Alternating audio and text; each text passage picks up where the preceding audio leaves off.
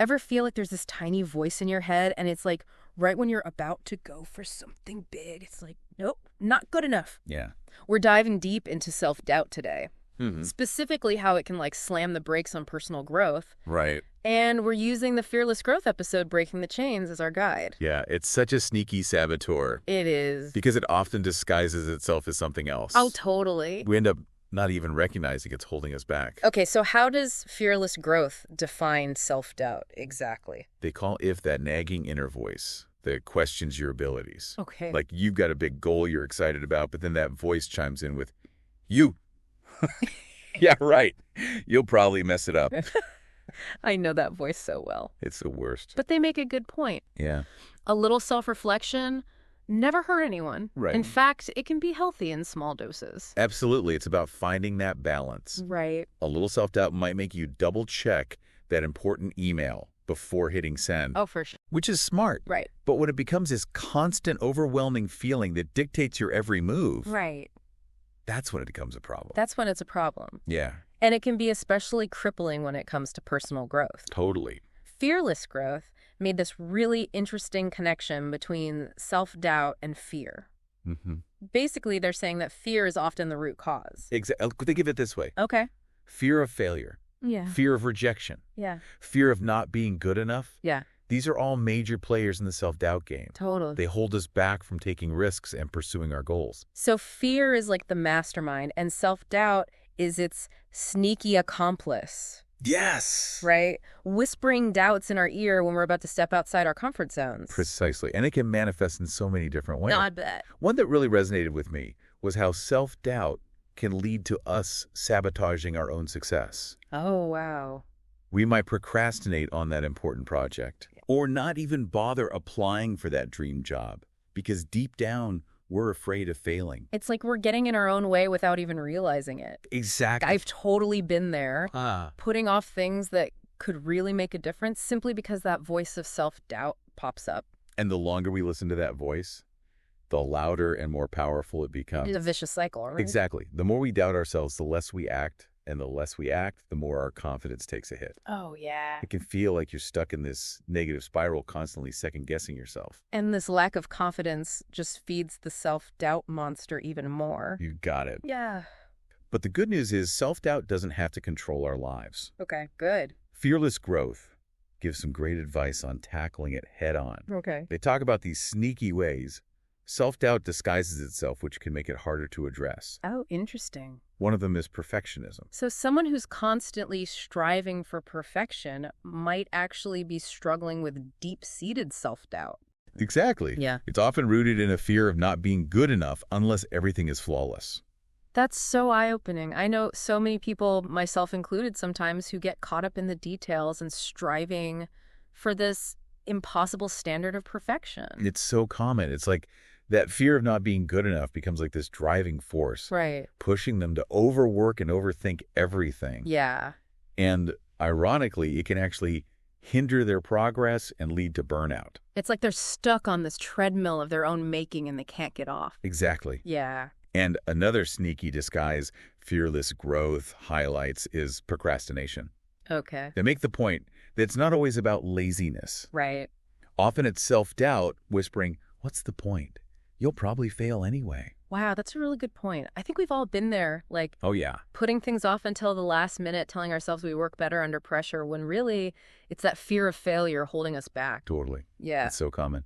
And then there's the classic one, negative self-talk. That inner critic that just loves to remind us of all our flaws and past mistakes. Oh, that inner critic can be brutal. Sometimes it's like on a loop, just replaying all my worst hits. Right. And it can be tough to break free from that cycle. Yeah. But Fearless Growth gives some really practical advice. Okay. The first step, they say, is awareness. Okay. We need to start recognizing when that inner critic is at work Okay. and challenge those negative thoughts. So it's like hitting the pause button on that negative self-talk and saying, hold on a minute. Is this really true, or is this just like my self-doubt talking? Yes, question those thoughts. Yeah. Ask yourself, what evidence do I have to support these doubts? Right. More often than not, you'll find that those negative beliefs are based on fear, not facts. That's a good point. Yeah. We often let our emotions dictate our thoughts, and that can really sabotage our progress. For sure. Fearless growth emphasizes the importance of shifting our focus from perfection to progress. Absolutely. We need to celebrate those small wins, Yes. those incremental steps forward. Totally. They all add up over time. They do. Remember, growth isn't about being perfect. Yeah. It's about constantly learning, evolving, and yes, making mistakes along the way. So true. It's about embracing the journey, not just fixating on the destination, Right. but how do we deal with setbacks? Right. Those inevitable bumps in the road that can really trigger self-doubt.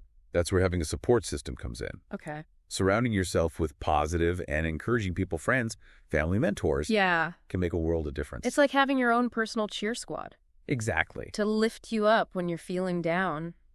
Sometimes just having someone to talk to who understands what you're going through can make all the difference. Absolutely. They can offer a fresh perspective, provide encouragement, and remind you of your strengths when you need it most. Yeah, for sure. Fearless growth also reminds us that we're all in this together. Mm-hmm. Everyone experiences self-doubt at some point in their lives. It's like that saying, if you want to go fast, go alone. If you want to go far, go together. I love that. Yeah. It's comforting to know we're not alone in this struggle, Yeah. but how do we take all this amazing advice and actually put it into practice? That's where it comes down to taking action. Okay. Fearless growth suggests we start by identifying a recent opportunity we might have missed because of self-doubt. Okay. Remember that time you talked yourself out of going for that promotion? Yeah. Or that time you wanted to sign up for that class but decided you weren't ready? Ooh, that hits close to home. There are so many what-ifs I can think of where self-doubt probably held me back. Mm-hmm. Like that time I wanted to pitch an article idea to a magazine I admired. I had done tons of research and was really passionate about the topic. Yeah. And that pesky voice of self-doubt started whispering, they'll never go for it.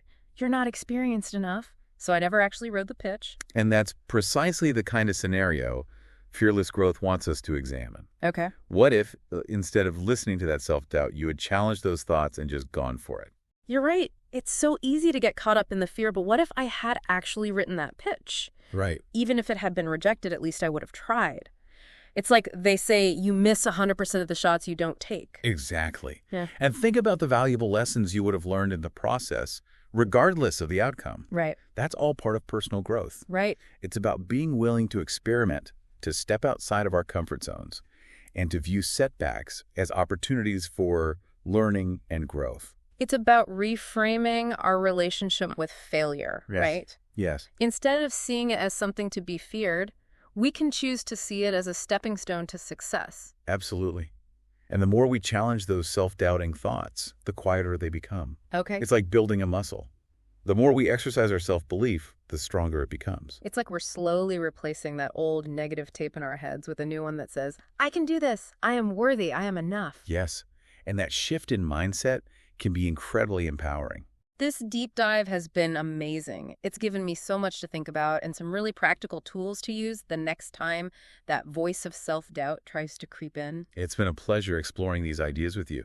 Remember, self-doubt doesn't have to hold you back. You have the power to challenge those negative thoughts and create a life that aligns with your true potential. So to our listeners, the next time you're feeling that self-doubt creeping in, remember what we talked about today. Challenge those thoughts, celebrate your progress, and never be afraid to ask for support. You got this. You absolutely do. That's it for this deep dive. Until next time, keep exploring, keep growing, and most importantly, keep believing in yourself.